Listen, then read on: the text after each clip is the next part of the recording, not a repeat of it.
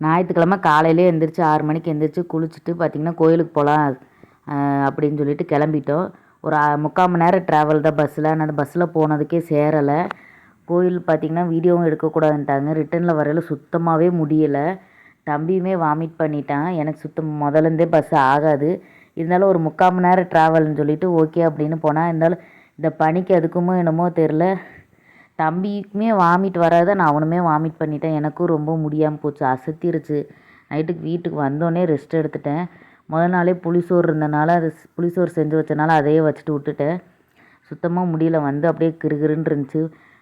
திங்கக்கிழமையுமே பார்த்தீங்கன்னா வயிற்ற பெரட்டிக்கிட்டே கிடந்துச்சு எனக்கு. என்னடா இது இப்படி வயிற்ற பெரட்டிக்கிட்டே கிடக்கேன்ட்டு அப்புறம் சரி சமைப்போம் அப்படின்ட்டு சிம்பிளாகவே வச்சு முடிச்சிட்டேன். பட்டாணியும் உருளைக்கிழங்கையும் போட்டு குருமா வச்சிட்டேன். கொஞ்சம் நான்வெஜ் ஸ்மெல் அந்த டேஸ்ட்டுக்கு வச்சிட்டேன்.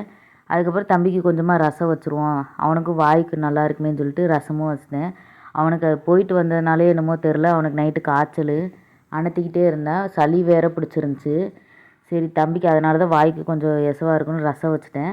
வேலையெல்லாம் முடிச்சுட்டு தம்பிக்கு மருந்து ஊற்றி விட்டேன். சளி மருந்து காய்ச்சல் மருந்து ஊற்றி விட்டேன்.